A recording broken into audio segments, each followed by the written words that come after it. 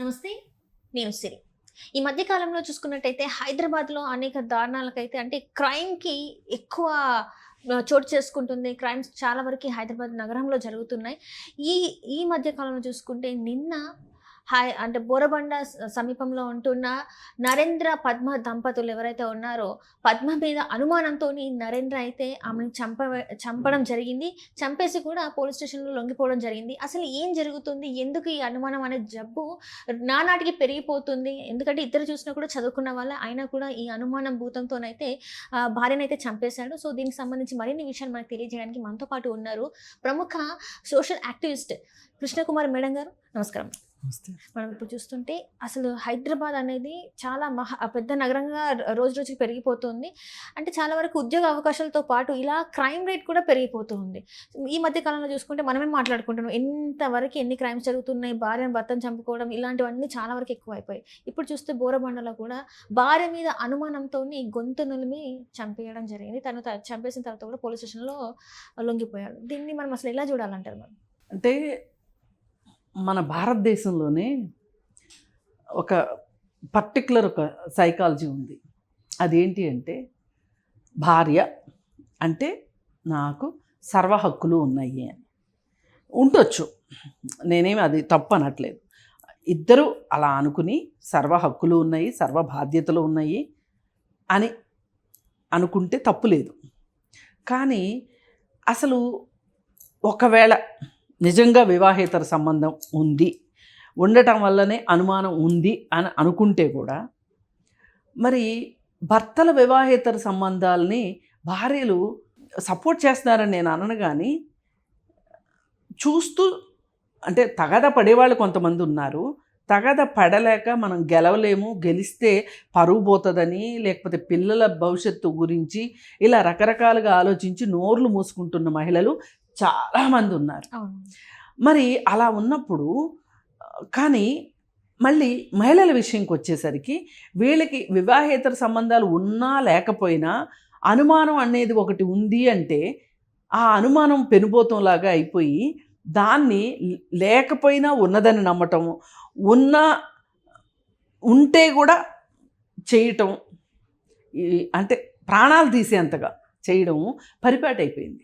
అంటే ఇప్పుడు ఒకవేళ ఉన్నాయని తెలిస్తే విడాకులు తీసుకొని దూరం ఉండొచ్చు. అదే నేను అదే చెప్పాలనుకుంటున్నా. ఇప్పుడు ఓకే, నీకు ఇవాళ చట్టం కూడా ఒక ప్రొవిజన్ ఇచ్చింది. ఏమనంటే వివాహేతర సంబంధాలు తప్పు కాదు అంటూనే ఒకవేళ వివాహేతర సంబంధం వల్ల మీరు ఫీల్ అయితే, అది క్రూరత్వంగా మీరు భావిస్తే గనక ఆ గ్రౌండ్ మీద మీరు విడాకులకు వెళ్ళొచ్చు, విడాకులు తీసుకోవచ్చు అని ఉంది. ఇది ఆడవాళ్ళకైనా వర్తిస్తుంది, మగవాళ్ళకైనా వర్తిస్తుంది. మరి నువ్వు నిజంగా అంత నమ్మితే ఆమె క్యారెక్టర్ మంచిది కాదు, నీ దృష్టిలో శీలం అంటే ఏంటి అంటే ఆమె నీతో కాకుండా వేరే పరాయి పురుషుడితోటి సన్నిహితంగా ఉంటుంది అనేదే వాస్తవం అయితే నువ్వు అది చూపించి విడాకులు తీసుకోవచ్చు. ఒకవేళ నువ్వేదన్నా అనుమానపడితే కూర్చుని మాట్లాడుకొని అనుమాన నివృత్తి చేసుకోవచ్చు. అంతేగాని చంపేసే హక్కు ఎవరిచ్చారు? ఇది ఆడవాళ్ళు చేసిన తప్పే, మగవాళ్ళు చేసిన తప్పే.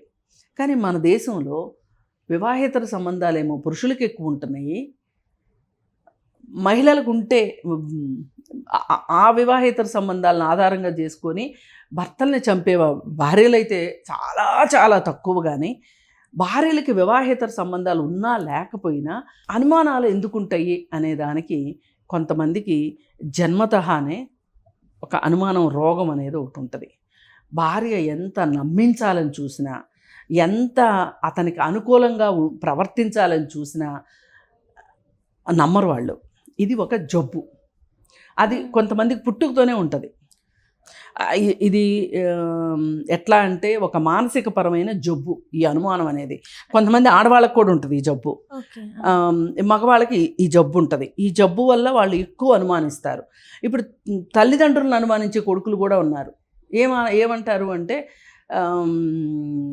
అన్నయ్యకి ఎక్కువ ఆస్తి ఇచ్చేశారు అని చెప్పి సొంత తండ్రిని చంపిన వాళ్ళు ఉన్నారు, కేవలం అనుమానంతో ఎక్కువ పెట్టారు అని. అలాగే వాళ్ళతోటి అసలు సంబంధాలు లేకోకుండా అసలు జీవితాంతం వాళ్ళతోటి మాట్లాడటం మానేసిన కొడుకులు ఉన్నారు, మానేసిన కూతుర్లు ఉన్నారు. ఎక్కువ పెట్టేస్తూ ఎఫెక్షన్ ఉంది వాళ్ళంటే, నేనంటే ప్రేమ లేదు, నేనంటే అభిమానం లేదు, నాకు ఆస్తి తక్కువ ఇచ్చారు. ఇలా అదేంటంటే ఒక పర్సనాలిటీలోనే డిఫరెన్స్ ఉండటం అనమాట. వాళ్ళు పిల్లలను అనుమానిస్తారు, కొంతమంది అయితే కూతుర్లను అనుమానించే తండ్రులు ఉన్నారు, భార్యలనే కాకుండా. అంటే ఆడవాళ్ళు అంటేనే వాళ్ళు అనుమానిస్తారు. అది ఒక రకం. ఇంకొక రకం ఏమవుతుందంటే ఈ మధ్యకాలంలో ఎక్కువ వివాహేతర సంబంధాల గురించి ఈ సోషల్ మీడియా వచ్చిన తర్వాత ఈ వివాహేతర సంబంధాలు కాన్సెప్ట్ తోటి కొన్ని ప్రోగ్రామ్స్, జోకులు, సినిమాల్లో వివాహేతర సంబంధాల గురించి జోకులు, ఇవన్నీ మనుషుల్ని వాళ్ళ స్థాయిని, మానసిక స్థాయిని కిందకి తీసుకెళ్తాయి. ఇది సాంస్కృతిక పరంగా చేసే ఒక రకమైన అపకారం అన్నమాట. సాంస్కృతిక దాడి అంటారు దీన్ని.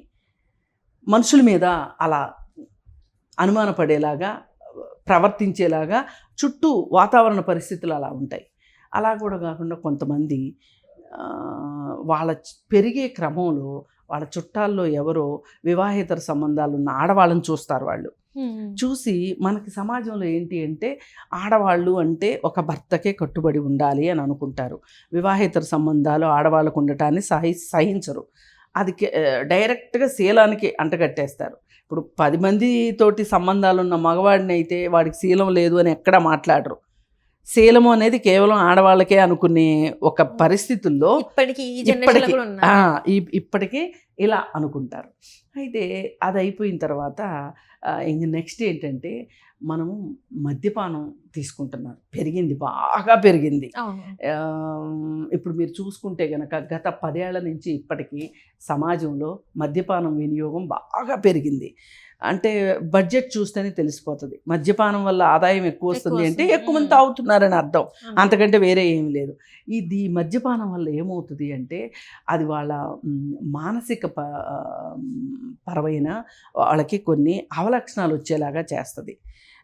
కొంతమందికి ఏంటంటే బ్లాక్ హోల్స్ అంటారు. వాళ్ళకి కాసేపు అసలు ఏమి జరుగుతుందో చుట్టూ ఏమీ తెలియదు. అంటే వాళ్ళు ఏదో లోకంలోకి వెళ్ళిపోయి అలా స్తబ్దుగా ఉండిపోయి మళ్ళీ కాసేపటికి మన లోకంలోకి వస్తారు. ఈ సైకోసిస్ డెవలప్ అవుతుంది, సైకలాజికల్గా సైకోసిస్ వచ్చేస్తుంది వాళ్ళకి ఈ మద్యపానం వల్ల వస్తుంది, గాంజా వల్ల వస్తుంది. దాన్ని గాంజా సైకోసిస్ అంటారు. మద్యపానం వల్ల వస్తే లిక్కర్ సైకోసిస్ అంటారు. ఈ సైకోసిస్ వచ్చినప్పుడు వాళ్ళల్లో ఒక హింసాత్మకమైన ధోరణి పెరుగుతుంది, వాళ్ళల్లో అనుమానాస్పదమైన మనస్తత్వం పెరుగుతుంది. దాంతో వాళ్ళు అనుమానపడతారనమాట. పాపం నిజంగా కొంతమంది ఆడవాళ్ళని చూస్తే ఎంత బాధ అనిపిస్తుందంటే అస్సలు వాళ్ళకి పైగా భార్యలు వాళ్ళకంటే ఎక్కువ సంపాదిస్తున్నారు అనుకోండి, భార్యల గురించి చుట్టుపక్కల వాళ్ళు మంచిగా మాట్లాడుతున్నారు అనుకోండి, అప్పుడు కూడా అసూయ వచ్చే అవకాశం ఉంటుంది. ఇప్పుడు భార్యల్ని కొంతమందిని డైరెక్ట్గా భర్తలు అనేస్తుంటారు. ఈ జబ్బున్న వాళ్ళు, నీకు ప్రమోషన్లు ఎలా వచ్చినాయో నాకు తెలుసు, నువ్వు కష్టపడితే రాలేదు, నాకు రాని ప్రమోషన్ నీకెలా వస్తుంది, ఇలా మాట్లాడుతూ ఉంటారు.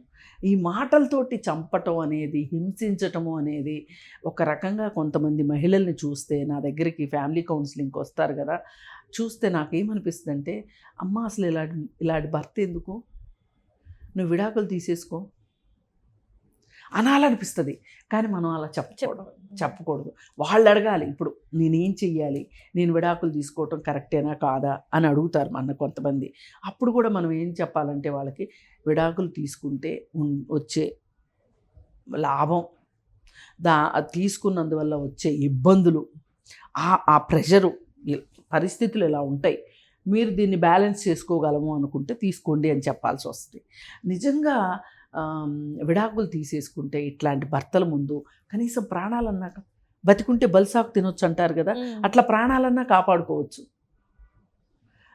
మొన్న యూపీలో అనుకుంటా ఒక 17 ఏళ్ల అమ్మాయిని ఒక 17 ఏళ్ల అబ్బాయి చంపేశాడు. అందంగా ఉందని చంపేశాడు. 17 ఏళ్ల అమ్మాయిని 17 ఏళ్ల అబ్బాయి. టీనేజర్స్ కూడా ఎంత క్రూరంగా ఆలోచిస్తున్నారో చూడండి. భార్య అందంగా ఉందని, భార్య తెలివైందని, భార్యకి ఉద్యోగం ప్రమోషన్లు ఎక్కువ వస్తున్నాయని ఇలా రకరకాలు అందరూ మంచిగా అనుకుంటున్నారు భార్యనేని. పైగా పిల్లలతోటి కూడా ఇలాగే వ్యవహరిస్తే ఆ పిల్లలు తండ్రితోటి కన్నా తల్లితోటి ఎక్కువ అనుబంధాన్ని కొనసాగిస్తారు. అది కూడా తట్టుకోలేరు వీళ్ళు. తట్టుకోలేక పిల్లల్ని మాయ చేసేసింది, పిల్లల్ని తన వైపు తిప్పేసుకుంది, ఇలా రకరకాలు మాట్లాడతారనమాట. ఇవన్నీ ఏ భార్యలైనా సరే ఒకటి గుర్తుపెట్టుకోవాలి. ఇది ఏ 40 ఏళ్ళప్పుడు 45 ఏళ్ళప్పుడు మిడిల్ ఏజ్ క్రైసిస్లో భాగంగా వస్తేనేమో అప్పుడు ఒక రకంగా ఆలోచించాలి. పెళ్ళైన వెంటనే కూడా వీళ్ళ రంగులు తెలిసిపోతుంటాయి కొంతమంది.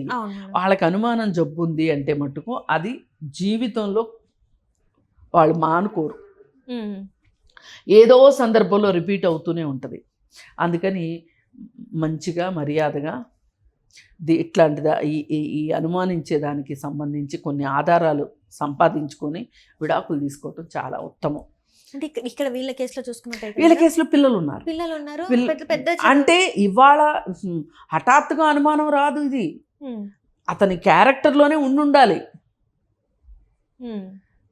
లేదు పోనీ మనం రెండో వైపు కూడా ఆలోచిద్దాం. ఇప్పుడు ఈమె నిజంగానే వివాహేతర సంబంధాలు కొనసాగించినంత మాత్రాన ఆమెకి క్యారెక్టర్ లేదని నేనైతే అనను. కొనసాగించింది అనుకుందాం. అలాంటప్పుడు ఆవిడైనా సరే ఆలోచించి, ఇప్పుడు నేను వివాహేతర సంబంధంలో ఉన్నాను, అతనికి ఇష్టం లేదు, అతను నన్ను అనుమానిస్తున్నాడు, ఎందుకు ప్రశాంతంగా ఆయన జీవితం అయిందే, నా జీవితం నాది అని సపరేట్ అయినా అయ్యి ఉండాల్సింది. అతనైనా సపరేట్ అయ్యి ఉండాల్సింది. కానీ అతను ఆల్రెడీ ఒక మనస్తత్వంలో ఉన్నప్పుడు, అతన్ని ఒక సైకలాజికల్ డిజార్డర్ అయినప్పుడు ఈ అనుమానము అనేది అతను ఎందుకు డెసిషన్ తీసుకుంటాడు? అప్పుడు డెసిషన్ తీసుకోవాల్సింది ఎవరు? ముందడుగు వేయాల్సింది ఎవరు? భార్య. అందుకని ఏ రకంగా చూసినా నేను ఒకటే చెప్పదలుచుకున్నా, అది మానసికపరమైన కారణమా, లేకపోతే ఈర్ష్య అసూయదోట, లేకపోతే ఇంకోట అనేది అనవసరం. మీకు చంపే హక్కు లేదు భార్యని. ఇలాంటి వాటికి అంటే సైకియాట్రిస్ట్ దగ్గర ఒకవేళ ట్రీట్మెంట్ తీసుకుంటే వీళ్ళకి జబ్బు అనేది నయమయ్యే అవకాశం ఉందంటారా మేడం? అంటే వెరీ బిగినింగ్ అయితే ఏమో చెప్పలేము.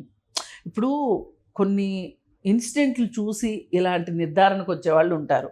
వాళ్ళకి కౌన్సిలింగు, థెరపీల ద్వారా వాళ్ళ మనసులో ఉన్న ఒక వైరింగ్ ఉంటుంది, దాన్ని రీవైరింగ్ చేస్తే పోయే అవకాశం ఉంది.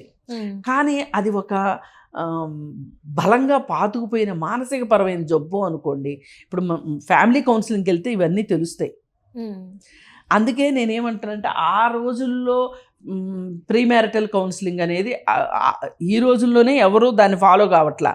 ఆ రోజుల్లో వాళ్ళు అవుతారని మనం అనుకోవటానికి లేదు. ఏ వయసు వాళ్ళైనా సరే మీకు ఇబ్బందికరంగా ఉంది, మీకు ఈ రిలేషన్ ఒక సఫకేటింగ్గా ఉంది, ఊపిరి ఆడట్లేదు, నేను ఈ రిలేషన్లో ఉండలేను అనుకుంటే కనుక ఫ్యామిలీ కౌన్సిలింగ్కి వెళ్ళటం బెటర్. వెళితే మనకు ఒక క్లారిటీ వస్తుంది, మనం ఒక నిర్ణయం తీసుకుంటానికి అది ఒక మంచి అవకాశము, అది ఒక దారిస్తుంది, పాతిస్తుంది అని అనుకుంటాం. Right thank you so much. Thank you.